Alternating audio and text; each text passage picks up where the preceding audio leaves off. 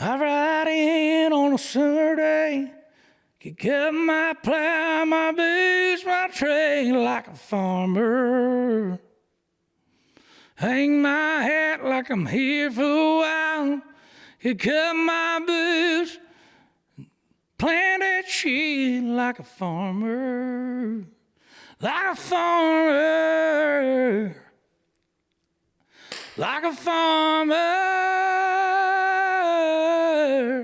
I'm Tyler Farr, and you're listening to Like a Farmer.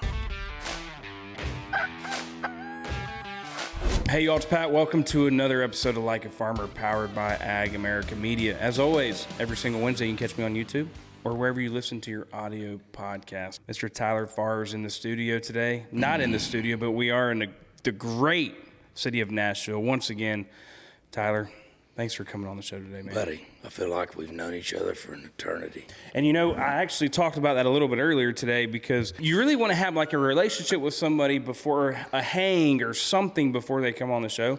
We got to do that. I feel like we did it the other day. I mean, we didn't do it, but I feel like we did it. Yeah, with, you know, a great mutual friend of ours, Mr. John Daly. Can we just start on that? I mean, boy. John Daly, what? Sure we can. You want a cig? And he'll just light it up. Just light it up. Just grip them, rip them. It don't matter where you're at. I mean, Don't we matter. walked in, Church service, sig. Grocery SEC, store. grocery store, Aldi's, Five Below, TJ Maxx, Cool Springs Galleria. It don't matter. He's going to light it up. SEC game day bus. I'm excited to talk about that, too. I'm a huge fan, man. You want to talk about these? Are you? You had three. Are you really, though? No, seriously. You can ask anybody. The Redneck Crazy guy walks into a bar.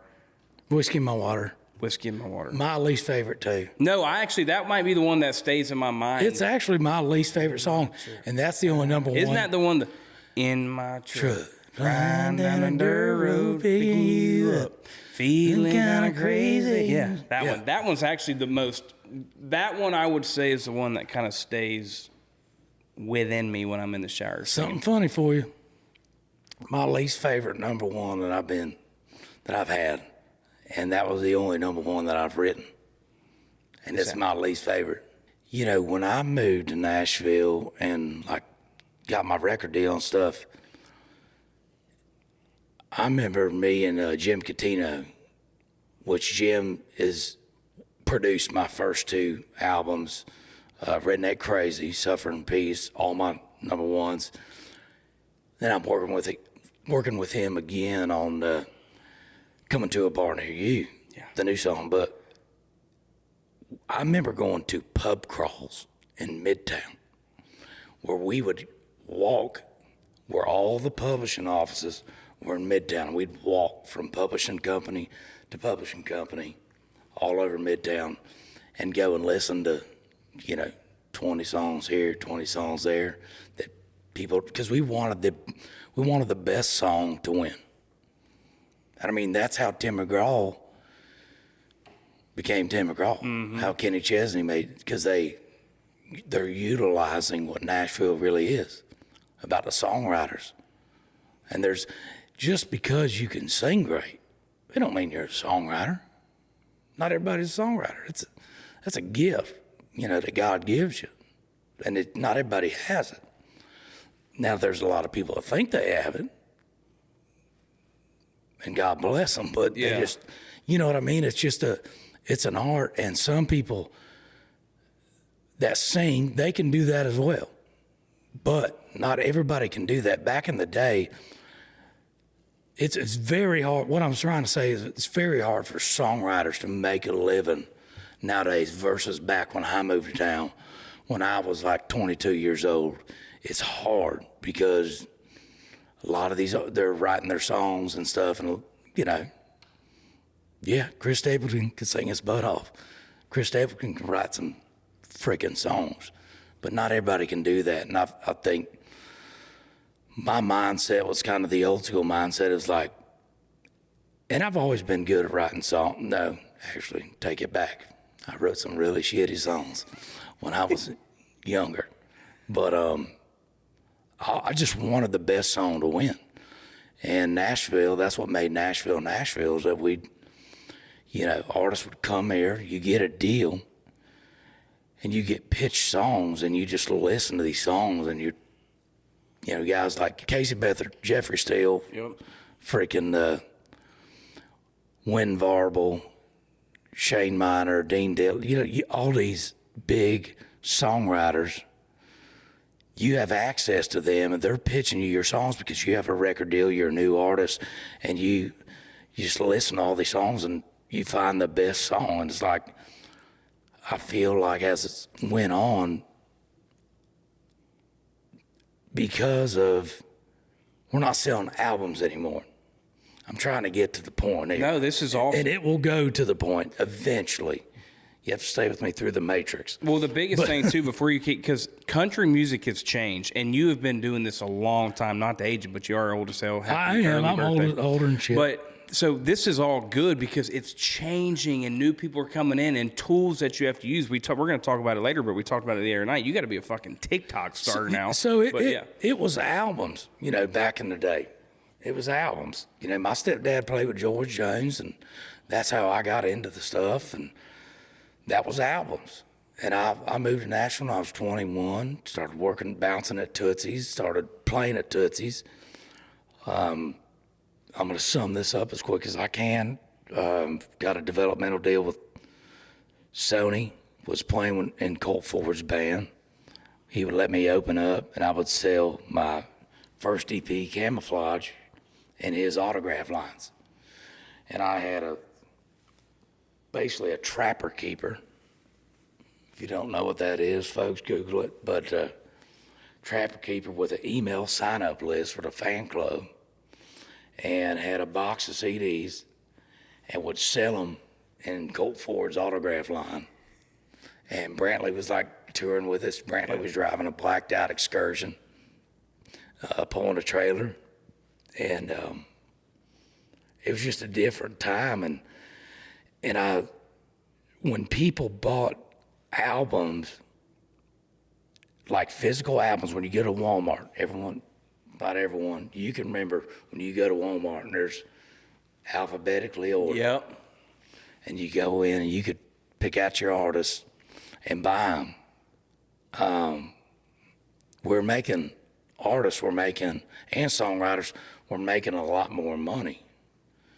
So you could, like as a artist, you could afford to cut outside songs and stuff, and still make money because you're selling physical copies, and songwriters made more money because you're selling, people would buy albums. They would invest in the artist, not just the song, they would invest in that artist's career and buy everything they did, and now there are people invest in artists' careers, but they don't. There's not albums to buy. Just songs. They want it quick, fast, and what's the hot thing. And it kind of, I don't like it. It is what it is. But my stepfather that played with Jones, he told me to, when you got a good artist, we can listen to that album all the way through, and they're great. What do you think? I want to back up a little bit and where you grew up, and it's one of those things. There's got to be something in the water in Georgia. I mean, from you. I didn't grow up in Georgia, but hear me out though. Yes, sir. Because you're talking about these names, and we've had some of these people come on the show, and there's a pipeline that's not coming from Nashville. And they're coming from rural America like you come from, and Georgia like the Langstons and the Brantleys. And it's that small town America where these people, that's what built them, and they're writing the songs about how they grew up. And that's the type of country music that I was used to. Like, tell me, where you grew up, how you grew up, and I'm sure that's where your songwriting's coming from. So I'm from Garden City, Missouri. You can Google it if you want to Google it real quick. How many people do you think's in Garden City? Now? Yeah. Let's play a game. My grandmother's the only one that lives there. She lives in a senior housing there, down the road where she used to live. How many people do you think live in Garden City? 1,300. 1,642. Moving up. Yeah, that's pretty Maybe we good. got a stoplight now. But now pull that back up. Okay. This is my only claim to fame. Go to notable people. There I see a Tony and Minnie Washington. Do you know who they are? I thought probably, Oh, shit. Tony and Minnie were direct descendants of George Washington. whatever. And then I see Tyler Farr. Ewing Kaufman should be in there. Ewing Kaufman, businessman who founded Marion Laboratories. Kaufman Stadium, Kansas City Royals. Dude, Garden City, Missouri, man. Shit. It's popping. What's up? So how But was it's a rural town in the Midwest, and it's about, I don't know, an hour south of Kansas City, and there's really ain't shit there. I mean, it's just there's a Casey's General Store, I think another gas station, a couple bars, and Miller's Grocery, which sold, you could buy guns, rent a VHS tape, buy liquor, or a bow. Had a bow range you could sight your bow in. And it was, Nico Seeds was down the road, and I used to work there. I used to bag seed in high school and stab rats with a pitchfork in the grain bins. And it was a farming, it was a farming community, and that's what that town, and it's kind of, that town, it's still surviving, but it's like, it's hard for, farmers now, just because it's just more than hard, but that's what that community was built off of. It's gravel roads, very small town. Our high school, when I graduated, still had a high school. The high school had a gravel parking lot. And I remember Billy Shitty'd park his combine like right by the parking lot, and he would be like bush hogging right across the road. And Vic Mueller had a lab farm up the road. His dogs would get loose, and they'd on the intercom during school, they'd like, Vic Mueller to the front office, please. Your labs are out. Vic Mueller. And there'd be cows getting out during recess when we're playing soccer or something. We're slipping on cow shit. So it was very rural. The school was made up of about 5 different towns. Graduated about 53 people. It was public, kindergarten through 12th grade. The high school had about 350 people in it. And it did shape like what I write. I wasn't writing then. Yeah. I wrote a song, I think, when I was in high school for my high school sweetheart, and it was like called I Would. It was like a rip off of 98 Degrees. I Do Cherish You. Remember that song? It's old school right there. I do cherish you for the rest of my life. Yeah, you get it. I was hoping you did not, just to be clear, Redneck Crazy. You did not write that.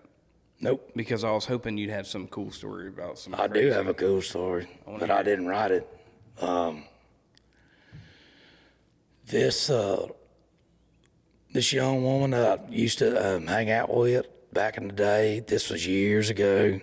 I had a deal with Sony. My first single I wrote, my first single was, I started working with the Peach Pickers, Dallas Davidson, Ben Hayslip, and Red Akins. And at the time when I was working with them, they had just, I think, struck gold with Put a Girl in It with Brooks and Dunn. But they had not had a bunch yet.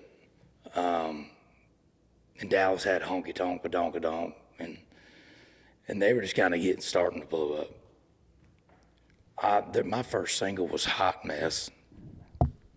And it was a hit. It sounded like a hit. And there was nothing wrong with the song, but I don't think it was as far as embodying me like I wanted it to. It was just I think when I was a son, it's we need a hit, a radio hit. And that was just kind of the mindset back then. And I'm like, okay, put that out. And it went to like 50 or something. And then after Hot Mess, I was like, oh, well, that doesn't work. So we put out Hello Goodbye, which was a song I wrote about catching my ex cheating on me, which I really did. She's cheating on me with a, God almighty.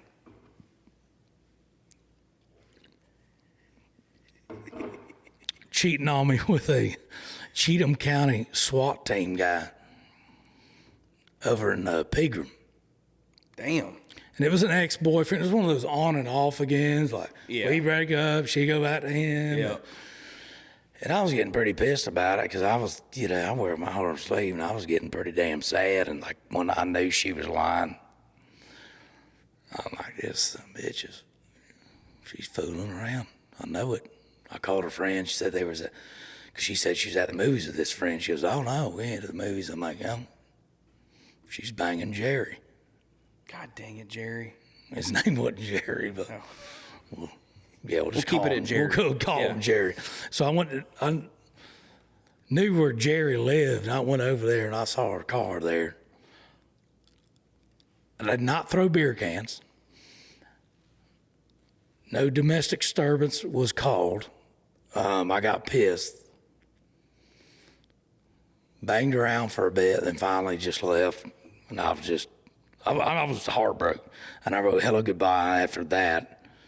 And it was like hello suitcase, hello picture on the floor, hello heartache, hello slamming door, hello Silverado running the drive, hello tomorrow, hello goodbye. And it was I wrote that, and that was probably my favorite breakup song I ever wrote.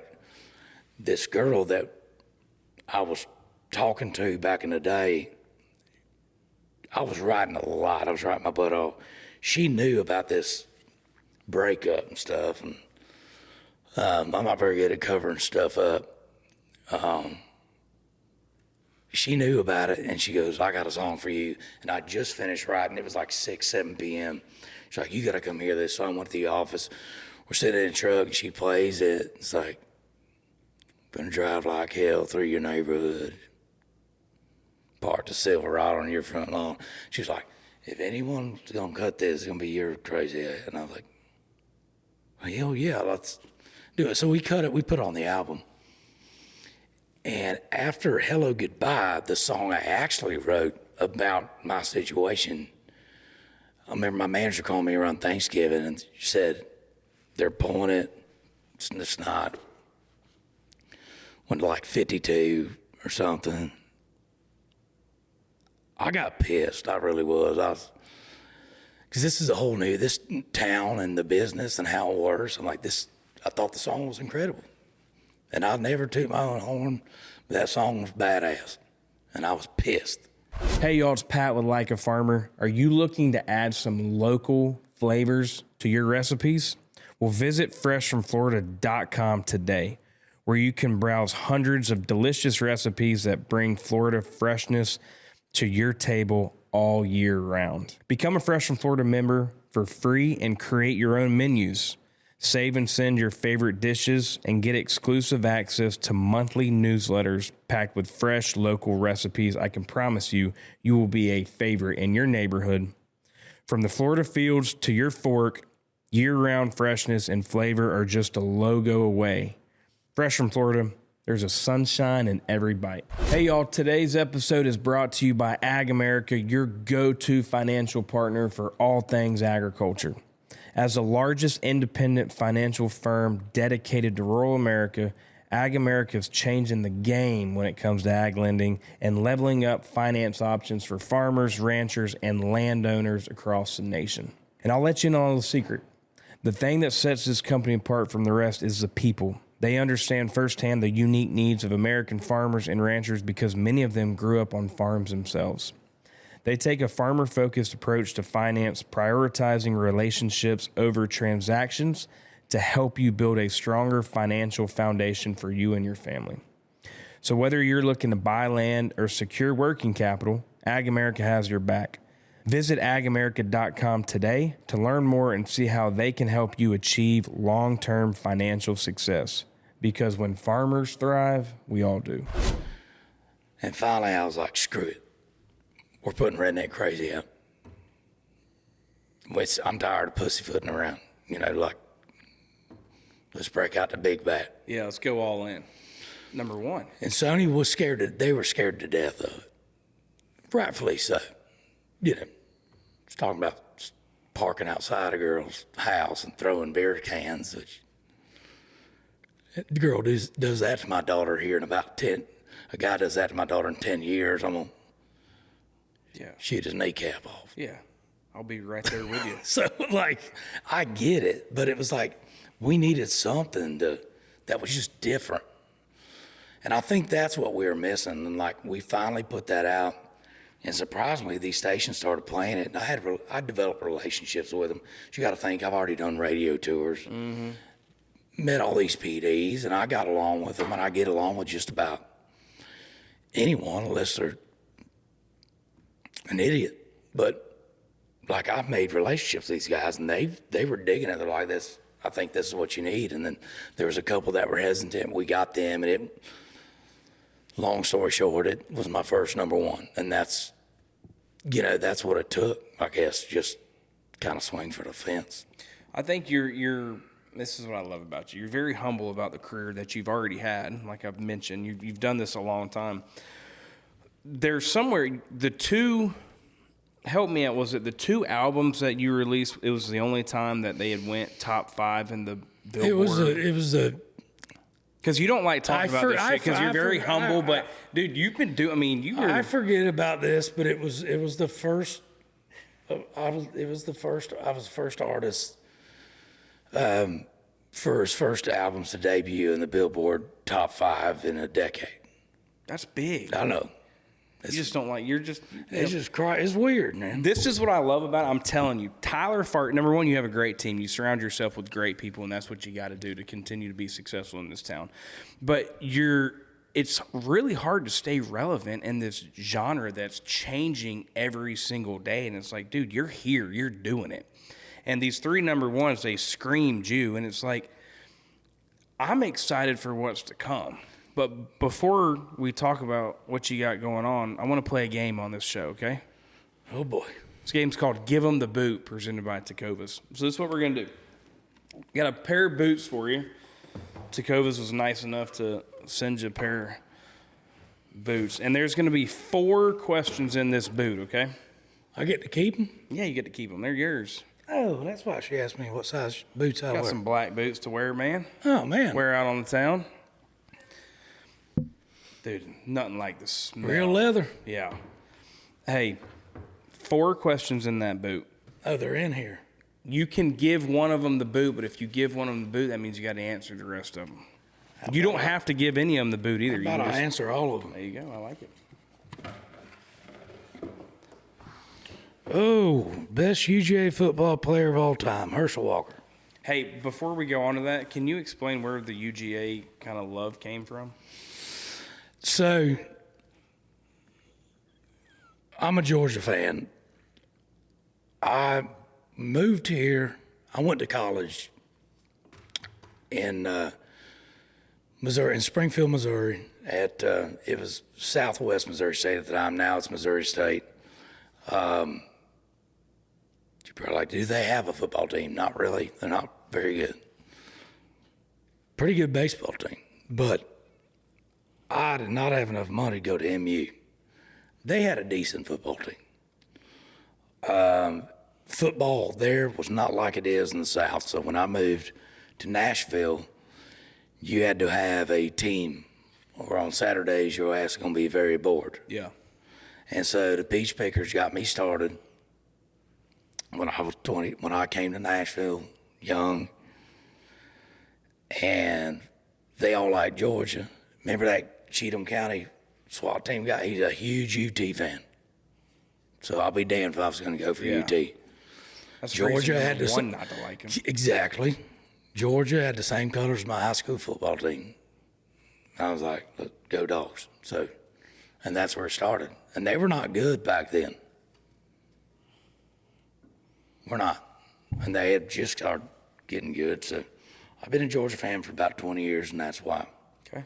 It's fair. Thank you, Dallas and Rhett and Ben. Let's see. Question number 2. If it gets sexual, it's going to get weird now.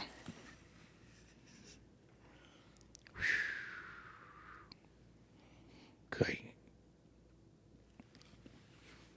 What is it? I just got to pick what story.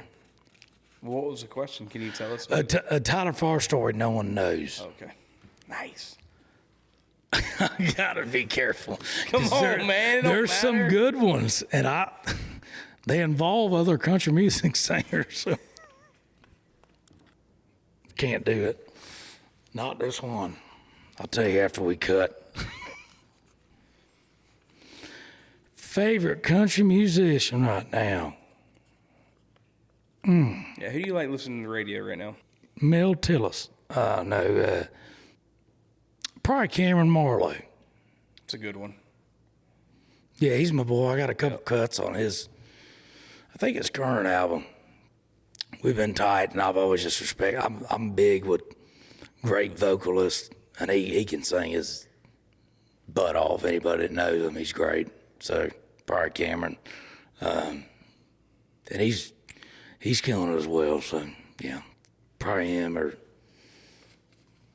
I like Zach Top too. Yeah, I mean, which everyone knows. Yeah. Zach Top. yeah, it's He's been great. a common, yeah. He's great. It's great. Everyone's great.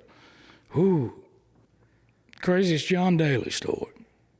So I was playing the chuck wagon races, the national championship chuck wagon races, which is like Little House on the Prairie on meth. Like just these jokers are in covered wagons, like with horses, and it's crazy. And in Arkansas, and Daly had told me he was coming. He comes, and his daughter's with him. And hey, we're gonna drive y'all back to the house tonight after the show. We're gonna do SEC game day tomorrow. Blah blah blah. Great. Daly comes. Shy comes. His daughter and Daly's sitting on the side of the stage, and it's cooler, and everything's fine. Good show. Great. Just hillbillies running rampant. My kind of party. God almighty. And acid tablets, anyone? And we go back to his house. It was about a 2-hour drive. We get back there and crash there. Daly has some friends. He stays up, and he operates on a different level. And I said, I'm going to bed. Next morning, get up to go to Fayetteville, Arkansas. I forget who Arkansas was playing, but we're headed to the stadium. We get there, we're rolling in. Daly's got his windows down, smoking heaters. These college kids are just going crazy. And I believe they let him into the stadium while smoking a cigarette. I could be wrong. But we got to that SEC area, like where they're doing all that, which is Tebow and all that. SEC Nation, yeah. Yeah, SEC Nation. And we get there, and Dave's like, hey, you want to go on this with me? I'm like, dude, man, I was like, I'm just here I'm cool. Like, if you want to get me, that's fine. I'm just going to chill. We're good. We go on the bus, the SEC bus, and we're up there, and it's early, like it's 7:30 in the morning, whatever. John cracks one of them good boys. And we're sitting there, and I'm eating a bacon, egg, and cheese, and John pulls out one of them heaters, goes to light her up, and I'm like, man, are you sure that's the best? He's like, no, fuck it. By that time, here comes Timmy on the bus. Here comes Tebow. He walks up there, and he's like, T. Farr, what's up? Hey, bud, good to see you, man. Yeah, John, what are you doing smoking up here? What? He's like, no one cares. And just totally just, and that's, hey, I love him. That's why I love him. He does not care. And, you know, TiVo was just laughing. And it was, he might be the only person that can get away with, like, some of the stuff he does. Like, it makes me nervous. Like, I remember sitting there like, oh, God. Oh, geez. Just don't know if you want to be associated. Like, you're like... Well, no, I might be, like, I'll be there with my friends. I'll go down when the house gets torched. I will go through the fire with them. But I was like, this is a terrible idea. And he's, you know, but I'm also going, well, if anyone's going to get away with it, it's going to be him. And by God. He did it. He did. Tim Tebow and John Daly in the same room has just got to be incredible. I mean, you talk about two different sides of the spectrum there. It's like John the Baptist and Dickie Betts. I don't... Because let me tell you, John Daly is a sweetheart. Beautiful heart. Couldn't agree more. Would do anything for you. But it's the complete opposites. But that's the thing about TiVo that I love is like he is, you know, when people talk about Christians, they're like, man, they're just like TiVo loves everybody as they are. And that's the beautiful thing about him. And to, you know, when a guy's smoking heaters on your bus, and you're just like, oh, man, good to see you. Like, John, what are you doing? Blowing through 18 Marlboro Reds. You know, but that's crazy. Is there any more in here? That's it, man. Give him the boot, baby. When did you know that, like, man, I want to do country music? I mean, when did you know you could? Like, are you just one day in the shower, you're like, damn, I might actually can sing? I didn't. I still don't. Come on now. And you got 3 number ones. I mean, still trying to do it. I swear to God, like, I guess. I grew up singing classical music. My mom got me into classical voice lessons when I was in 7th grade. now we're talking. Yeah. Okay, go on. I love that. Cotton teeter pot on bed. Yeah. Man, that's got good. Until you fall. Should we record an album? Damn. Or be friends? So were you like, you were in the choir in high school? Is that what that would be? I mean, you're, okay. Yes. Yes, I was in the choir. Dude, you yes, come I got up made with this fun. whole, like, and you are badass, but you have, like, that's a great voice, man. I was in the choir. You don't like to talk about it. No, that's fine. I'm fine. Listen, I'm fine. It was just weird in high school. Because, like, listen, let me just lay this shit out for you real quick. I was the kid with a hot mom. All my buddies, I thought I was cool as shit. I was a freshman. All these seniors were coming over before basketball games. And I was pretty good at baseball. I started as varsity as a freshman. I was good. Never did, nothing with it, but I was good. But I was like, man, these guys, I must be cool as shit. All these seniors coming over to my house, wanting to eat like before the games. Man, hell yeah. Found out later I wasn't that cool. They was like looking at my mother. And I'm not shitting you. It was always Farr's mom. You seen Farr's mom? And my mother was a beautiful woman. But it was just funny. Like, I was so confused. Growing up, singing classical music in a Midwestern town and singing the National Anthem in full shoulder pads before you're about to run the ball was never a good thing, because what do you think those defensive linemen, those linebackers want to do to you after you get done singing the National Anthem in an operatic voice And then you go out there and take a 32 dive, and these jokers are coming in there like, oh, we're getting his ass. This little softy, we're going to get him. It was terrifying. What's the coolest place you've ever done the National Anthem at? Lambeau. There was a... Coolest and terrifying. Why do you say that? Because it was on a Thursday. It was on Thursday Night Football.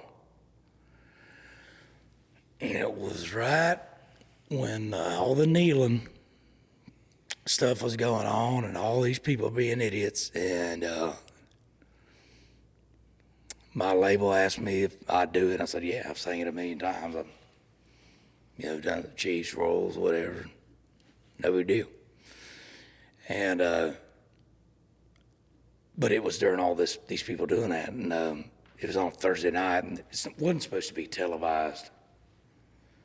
And because of what was going on and what Aaron Rodgers just announced, which he announced the day before, that we're all going to lock arms and I'm going to make everyone stand. An uprising, if you will. And I'm like, well, shit, yeah. Yeah, they should be standing anyway. And I remember going out there and like, now this is going to be on film. And I'm like, oh, Thursday night on film. Okay. So there's Ha Clinton Dixon over here on a bike pedaling. I'm like, dude, you're on my Xbox team, Great job. Killing it, bud. Just over there just trying to calm my nerves. And I remember my manager at the time told me not to wear this camouflage blazer that I had, and I wore it anyways because she said it was going to arouse people, like, whatever. And then I also remember these vets, the flag guys, coming over, these old men, like, hey, we got your back. Stuff starts to pop off. We got you, bud. And I'm like, all right. Then my handler comes out. We go to the middle of the field. He goes, well, good luck, buddy. Better than you and me. Hell of a speech. I go out there in the middle of the field, stand out there for 10 minutes. And it was good. It was good. I thought it was fine. Everyone locked arms, but this is Lambeau Field, one of the most historic. You can compare it to the Coliseum over there in freaking Rome and stuff. Like it's Lambeau. It's Lambeau. And it was I was nervous as a seed tick in Alabama on opening day on turkey season. Seriously. It was bad. But I got through it and it was fine. And what was that linebacker that played for Green Bay? Was it Clay Matthews or A.J. Hawk? No, it's Clay Matthews. Oh, Clay Matthews. His sister looks just like him. Clay Matthews' sister looks just like him? Okay, that's a good fun fact. I want to go back to the original question too, because I'm intrigued, and you're going to say, well, I just don't know yet, because there's things that have happened in your country music career that have been like, well, shit, I made the right decision. Like, what were some of those early on that just kind of kept you wanting to do the music thing, period? I think probably once, because it was hard for a minute. Like there was like enough van times and pulling a U-Haul trailer and the U-Haul trailer falling off and it passing your van in East Tennessee and just crazy stuff and just and it got to be like a lot after a while, and you're just wanting a break. Everybody, you're just wanting something's got to give. And it did, and like finally when, just like the Gavin show the other night, like I seen all those people outside, and that kind of brought me back. I was like, yo, I remember that, like when everyone was just like, I remember the first sellout show I had was at the Gin in Tifton, Georgia. It ain't very big, but it was like special shit to me. And these people are just like, I remember them like rocking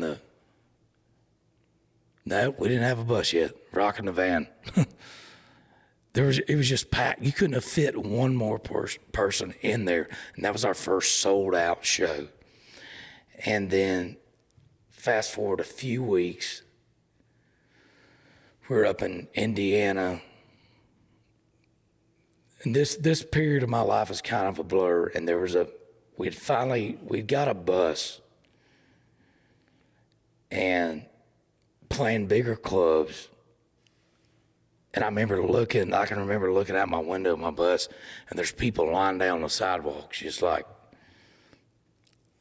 and I'm like, what are they doing? And they're like screaming, like chanting and stuff, and shaking the bus, and they're just this bunch of crazy ass rednecks. And it still was like it's still today. It's hard to, and even then, I was just like, what? They tell him Luke Bryan was here, or what? Did someone lie to him? You know, what the hell? This is weird. You know, and I don't take compliments very well. I know you don't. I don't. But it's still a dream of mine, you know, to be a superstar or something. You know, it was all like, and I just never have looked at myself in that light, I guess. And then people will be like, well, they'll come, I can't believe you're just, and I'm the same way as, like the shit I do during the day on my farm, everybody else will do. And it's, you know, shooting turkeys, deer, you know, putting in food plots, and it's just hard for me to, I don't know, give myself credit, because the fans should get the credit. I didn't do this. The fans did it. Well, I think it's cool, and I mean, you're doing stuff like this. You're getting out there. You have to. I mean, you're changing your scheme. I mean, we're going to talk about it. Like, it's a new day and age where you got to promote yourself differently. You got to do this. You got to do that. But I mean, the Gavin showed the other night, right? I mean, I could tell you were like, man, this is like, it brings me back. Like, this is my shit. Like, I want to be out. Like, you have a fan base out there that wants to come out and support you and party and have a good time and listen to your music. And I feel there's this new energy coming through you that you're ready to get back after it. It definitely, like, with the being back with my old producer that did what we did back in the day, definitely bring some hope to me and my whole new team. Like, and I'm just getting back to loving what I do. How long when's the last time you released, like, what, have you been on a break, like a period of like, hey, I'm just kind of. My daughter was born, she just turned 4 yesterday. So there's that, and that was, and people can go, well, hey, where you been, whatever, you should have been, but, well, they can kiss my ass. I mean, that's my daughter. And she's the sweetest thing you ever seen in your damn life. So, and that's first and foremost. So that definitely was put a little halt on it. But just with the COVID stuff, obviously changed the whole game. So like I'm at this point of figuring it out, trying to reestablish myself as an artist. Like, how do I do this in a modern, like, society it's just different. You know, we're not doing things the way we used to. It's socials, primary socials, and pounding them. And that's why, you know, got a guy that's a young guy that gets it. And that's the reason for doing that is so, I mean, I'm not young. I may not get it, but I'm at least going to hire people around me that get it. Mm-hmm. They can help me get it. So I'm just excited for this new year and like getting some of this new stuff out and just a new, you know, I guess new leaf turnover. So you had Rednecks Like Me come out last year. I want to hear about that, but then lead me into kind of these new projects, new songs coming into this year. So Rednecks Like Me, I was still at, under Broken Bow, under Night Train with Jason's, Aldean's label, and that was great. COVID hindered that a little bit, but the beautiful thing that came out of that is that, like, Were you the first one, that Jason had signed under that? Yeah, me and Jason were playing poker at his house, and I remember I was still at Sony, and he's like, hey, why don't you let me produce you and sign in? And we did, and it was great. Yeah. The only problem was our country shut down for like 3 years. No big deal. But it stopped, like, everything. My thing, when it comes to, like, what I do best is in person, live, around people, playing shows, getting radio out there. Hey, this is why you should play my stuff. Well, that shut down after COVID. And I remember right after me and Jason released Only Truck in Town on Me, it shut down. And it sucked. But we got to release last year Rednecks Like Me, this EP, and it had my first daughter song on there, Questions. It had a song with me and Jelly Roll on there, Country as Shit. And I wrote, I think, every song on the EP, I believe. And it was just cool to get new music out there. I've learned my fans, they just want new stuff from me constantly. And so, like, this next year, that's what we're going to give them. And that's why we're putting out, coming to a bar near you. Hell yeah. And that so Coming to a Bar Near You just got released last week. Yep. I mean, just give me the rundown on that. Well, a buddy of mine, Tyler Chambers, he was a writer on it. Jim Catino, he's the one that sent me the song. And we were actually at Hunt at E3 at my buddy LaRoche's, Adam LaRoche's place at our group hunt, because I'm owner and buck commander, and that's... I'm excited to talk about that. I probably hunted too much this year, honestly, but Jason's out there, and I love Jason Aldean to death, but to get a compliment out of him, it ain't easy. And he said, I played him Coming to a Bar Near You, and he said, this is the best stuff I've heard from you since a guy walks into a bar. Now, keep in mind, he has produced stuff on me as well. So he's saying it was better than any of that. So that's a big compliment. It's a pretty big compliment, yeah. And Jason's real, and we're tight, and that's what I love about him is he's real. I don't expect my friends to bullshit me, and honestly, like, I was like, well, hell yeah, because I thought the same thing. I think it's right down my alley, and that's why I wanted to cut it. It's right in that vein where people and my fans like to see me at. I tell you what's interesting with this new song, and we've hit it on a little bit. The way you need to promote new music is different. So you've added some John Daly content on this new song that's recently come out. Like, is that kind of your angle now? Like, I want to know how you're feeling about these promoting the new songs and trying to get to this new country music per se. Yeah, we're just like I'm leaning on some of my team and stuff to help me figure that out, because my ass stays out there in the country, and and that's why I lean on them on this. Guy walks in a bar, that's about meeting a girl in a bar, smoky situation, whatever. Coming to a bar near you is about, it's more of a breakup. And they're both kind of coinciding together. So now, like, promoting this one versus Guy Walks in the Bar, entirely different.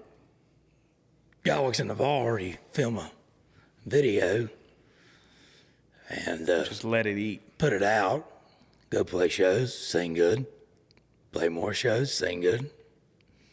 This one, you got to rely on, you got to get it out there for these, because I'm trying to get to these younger fans that have not heard me yet. Because my fans are loyal, no doubt. Like 100%. Yep. It surprises me every time we can pack in 1,000, 2,000, 6,000, whatever. It blows my mind. I'm very grateful for it. But we're trying to get some of these new kids, because it's like we're saying, like a guy like Zach Top, he's bringing kids in. He's singing straight up 90s music. And then a guy like Gavin Adcock's bringing And that he's rock and roll he's type bringing a of music. ride. I'm like, that's my jam. Are you getting big into the social media side? Like, are you like a big TikToker now, or are you going to get into the TikTok dances? No, I will never dance on TikTok ever. With that being said, yes, we are putting more stuff out there on TikTok, on social media. But I ain't gonna sell out. Like, I ain't gonna just go like full idiot and just start, doing. I don't know. I don't know how to say it. I'm never gonna go just sell what I'll stand for what I believe in. For sure, yeah. And I'll put my stuff out. What do you have? At the end of the day, like, and I hope to God we get 10 more number ones. I hope we do. I'll do whatever we need to do to make that happen for my team and for everybody. But I ain't gonna sell my damn soul to the damn devil to do that, and I'm not gonna do something that ain't me. For sure. At the end of the day, because I don't need a lot of money. I got a farm, I got a damn tractor, and a side by side, and I don't need a lot of shit. So, what's your plan on this year when it comes to, tours, doing a headline, opening for, what's your... We're just touring. We still, doing, like the Grizzly Roses, the places like that,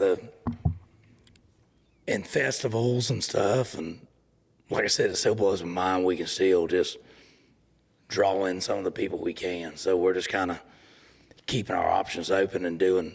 We'll get fired up back, I guess the end of February, and then be in full swing by March. So we'll just be playing wherever they want us to play.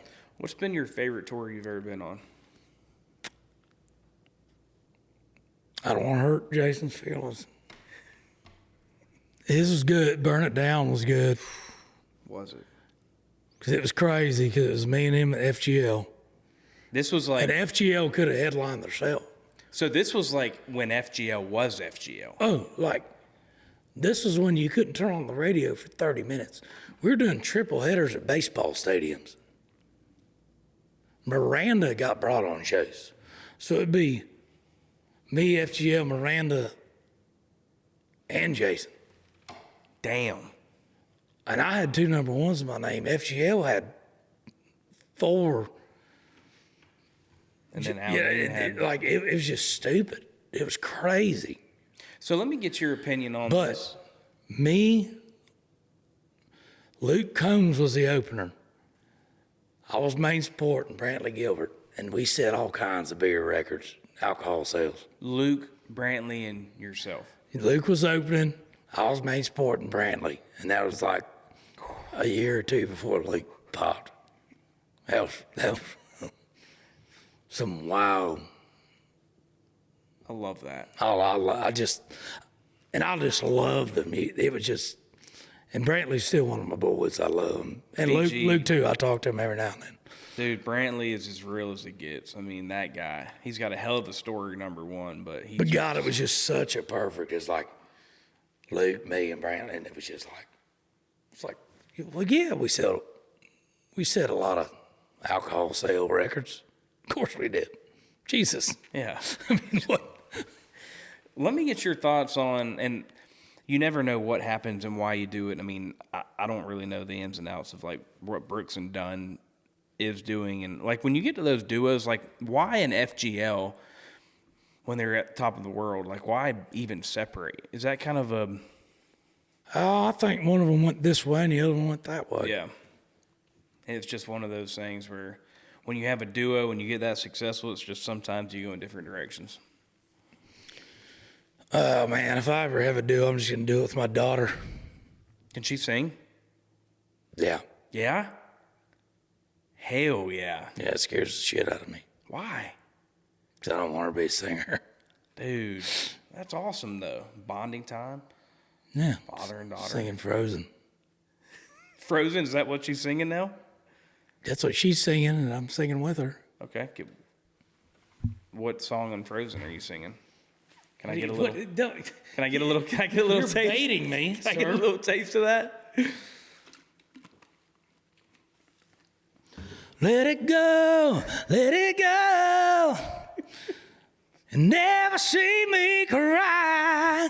Here I am. Fuck you.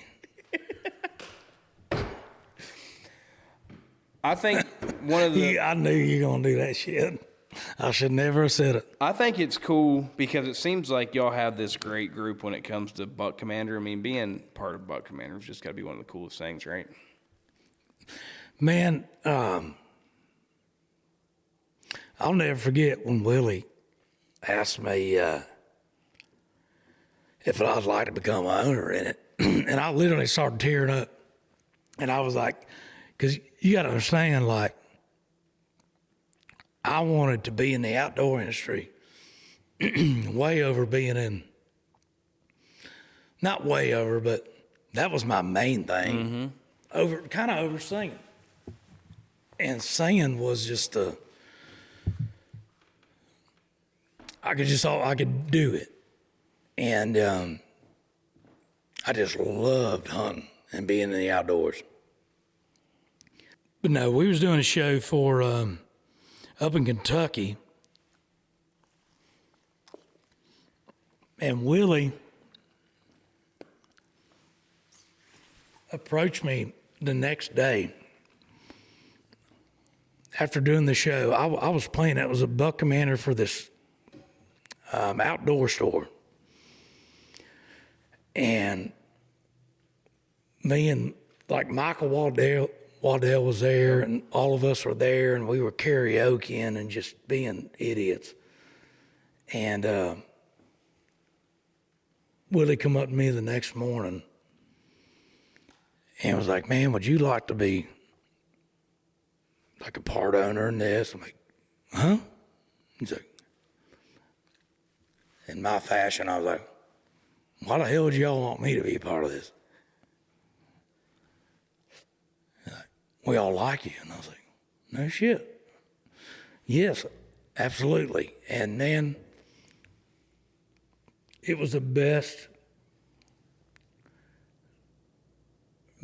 group of guys I could ever join, because here's the thing, like,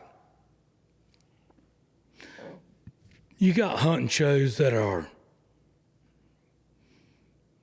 very serious. You got some that ain't. Our fan base, I've had more young kids come up to me, and it kind of like, it doesn't make me sad, but it's like, "Man, we love your stuff on Buck Commander." Mm-hmm. And they won't even know, and I don't expect them to, because hell, they was still shitting their britches whenever my music was coming out. So they're looking at the Buck Commander stuff. And it's just brought out a whole new fan base. Like these young kids that have not heard, like Redneck Crazy came out when these kids were, a fetus. Yeah. I mean, So it's a cool deal, but like why Buck Commander's different than every show is that all of us, so it's basically me, Luke Bryan, and Jason Aldean, so 3 country singers, and then 3 just rock stars right there. I mean, that's a trio. I know you're going to be all humble. No, Jason no. and Luke, but No, I'm a better hunter than both of them. But so there you go. I will tap myself on the hat for that. So That's what I like they can to kiss hear. my ass on that one. And then you got, 3 retired ball players. You got Adam LaRoche, which, have you ever seen the interview on him? Yep. Which left 20 million, 10, 12 million on the table. Talk about a man. Yeah. Tom Boo Martin, one of my best friends, retired ball player. Ryan Langerhans. Then you got old boss hog Willie. It's just, and then Ryan Busbus has came on board, and he's kind of the business brains of it. And now we have this new buck op stuff coming out, which I'm super stoked about. But you When have does got, that come out? The buck ops. it's coming out. If it ain't out yet, it should be out. Okay. If not, it's going to be out. Buck ops. But what I love about it is that, yes, we do party. Yes, we are idiots. We mess up.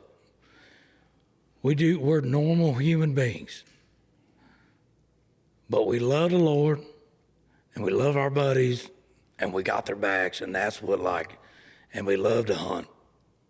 Love to get kids in it.